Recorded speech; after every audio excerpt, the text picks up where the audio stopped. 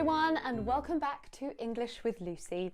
Today, I'm so excited about this lesson. I've been excited since I wrote this lesson a couple of days ago.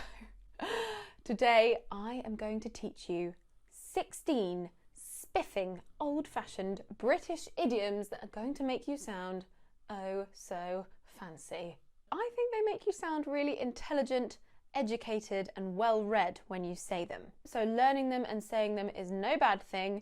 You'll also be able to understand them more when you hear them in old-fashioned movies or TV series that are set in the past. Before we get started, I would just like to thank the sponsor of today's video. It is Lingoda. If you haven't heard of Lingoda before, it's an online language academy where you can learn English, French, Spanish, German and business English 24 hours a day, 7 days a week, as long as you have a stable internet connection. You learn with qualified native teachers in both group and private classes. When you complete enough courses, you'll receive a CEFR certificate, ranging from beginner, that's A1, to advanced, C2. Speaking from experience, there aren't so many courses that offer certificates upon completion that are actually relevant in your daily life. So that's a really cool thing that they offer. You follow a structured curriculum, which I know is something that a lot of you guys want, and you can choose from over 1,000 classes, meaning that you can structure and tailor your learning to your own profession and your own interests. You simply are not going to get that level of personalisation in a traditional in-person language school.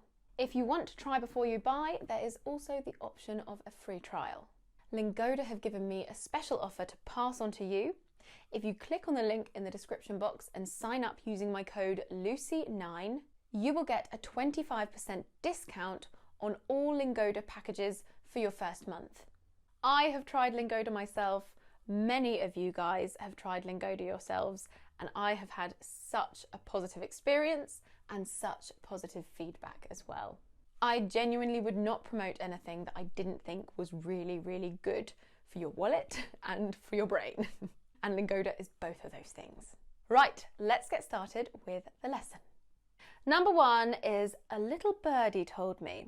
Or it should be a little bird told me, but my granddad always says a little birdie told me, so that's what I say too. And I think you should also.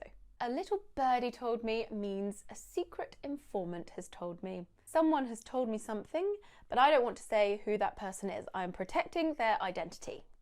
This phrase is thought to originate from the Bible. An example, a little birdie told me that you went for afternoon tea with a mystery suitor. Ooh. Number two, this is a gorgeous one. I love this one. A fly in the ointment. A fly in the ointment. It's so expressive. A fly in the ointment is a single thing or a person that is spoiling something that could have been very positive or enjoyable. For example, I'm looking forward to tomorrow, the only fly in the ointment being that I'll have to sit next to my dreadful brother-in-law. Disclaimer, both of my brother-in-laws-to-be are lovely and I would happily sit next to them tomorrow if there were an event. Number three, I know I'm saying everyone is great, but they are all really great because I picked them. Number three is as keen as mustard. As keen as mustard. If you are as keen as mustard, it means you are very eager or very enthusiastic and interested in something. For example, she is as keen as mustard to get her hands on that tea set her mother promised her. Number four is to eat humble pie. To eat humble pie. This means to admit that you are wrong and apologise, especially in situations where this is very embarrassing or humiliating for you. For example, I had to eat humble pie and publicly apologise for spreading vicious rumours about her gap year. I made that up. I don't spread rumours very often. Number five is pardon my French. Pardon my French. This means, please forgive my swearing. Basically, the person who has said a swear word is attempting to pass it off as French. For example, pardon my French. I don't know what came over me. Number six, another personal favourite of mine, it is hanky panky. Hanky panky. This is unethical behaviour, deceit or illicit relations. Make of that what you will. For example, I am certain that a bit of hanky panky went on at the wedding reception. Number 7, this is a phrase I've used quite frequently actually. It is to see a man about a dog.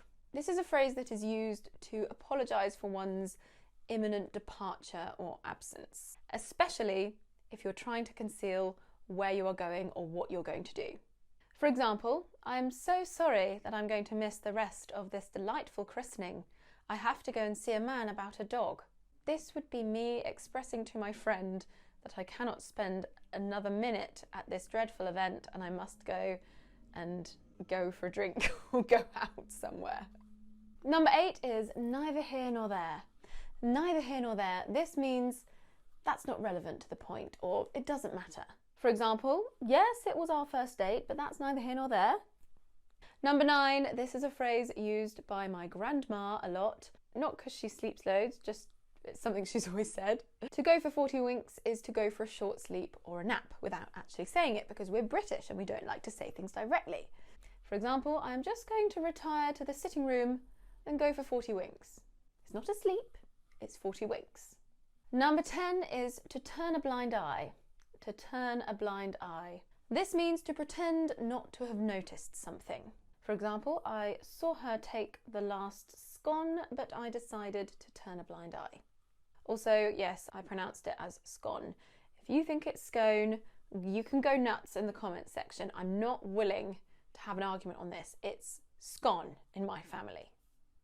Number 11 is pot calling the kettle black. Pot calling the kettle black. This means hypocrite. This has been used since the 1600s, and back in those days, pots and kettles were both made out of iron and they were both covered in soot and they were always black. So if a pot that is black is also calling a kettle black, it's quite hypocritical. For example, you think I'm stuck up. Pot calling kettle black? You're stuck up too. Number 12, I can't do something to save my life. I can't do it to save my life. This is a hyperbolic way of saying that you are incredibly inept at something. You are unable to do it well. It's often used to express reluctancy and unwillingness to do something. And it's used in a self-deprecating way, very typically British. For example, if somebody asked me to make a Victoria sponge, which happens to me most frequently, but I didn't want to make it, I might say, oh, I can't make Victoria sponges to save my life. Maybe your mum could make one. Done. I don't have to make a Victoria sponge. They think I can't make them to save my life. Number 13 is to get someone's goat. To get someone's goat. This means to irritate someone. And the origins of this phrase are quite interesting. They're to do with horse racing. In the 19th century, supposedly nervous racehorses would be calmed down by placing a goat in their stable with them. But rivals would take or steal or get the goat, thus making the horse nervous again, and then hopefully the rival's horse would win the race. For example, you know who really gets my goat? Actually, I'm trying to think of who I can say gets my goat on here. I'm perpetually scared of offending people. There are so many people who get my goat, but none of them are worth drama. Number 14 is to kick the bucket. To kick the bucket. This means to die. In Britain, we don't like saying that someone has died. We like to say they have passed away, or they have popped their clogs, or they have kicked the bucket. For example, unfortunately, my great uncle Arthur kicked the bucket last year. Number 15 is the apple of my eye. The apple of my eye. This is one you may have heard before. It's very commonly used in America.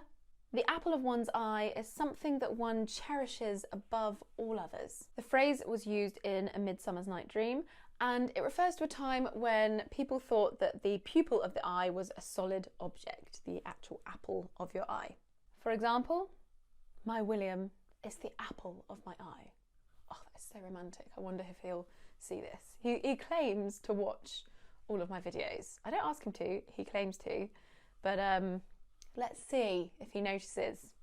Apple of my eye. Or you might not be after this. Number 16, I've saved the best till last. And yes, I have mentioned this in a video before, but it was a very long time ago. 3 years ago. I'm so old. It is Bob's your uncle. Bob's your uncle. And this means as simple as that. I use it all the time. As simple as that. Well, Bob's your uncle. There you have it. Easy as that. For example, boil the kettle, place a tea bag in the cup, fill it up with water, let it rest for 2.5 minutes, maybe 3, but no longer. Take it out, dash of skimmed milk. Bob's your uncle, cup of tea. Right, that's it for my spiffingly fancy video today. I hope you enjoyed it. I hope you learnt something. If you would like to learn about more old-fashioned phrases, I was thinking about doing one on old-fashioned insults. But, you know, maybe that's not something you'd like to see. You can always recommend what you'd like to see in the description box. No, not in the description box. You don't touch that. I touch that in the comment section down below. Don't forget to check out Lingoda. The link to sign up is in the description box, along with my code Lucy9 for a 25% discount on all Lingoda packages for your first month. Don't forget to check out my new channel, Lucy Bella Earl, where I have done my hair routine along with many other things. And you can connect with me on all of my social media. I've got my Facebook, my Instagram and my Twitter. And I shall see you soon for another lesson. Mwah! Well, great, I've just hit 10,000 steps by gesticulating. Number 11 is pot calling the kettle black. Pot calling the kettle. Basically, in the 19th century, fill it up with water, lest. Right, that's it for my spiffingly fancy video.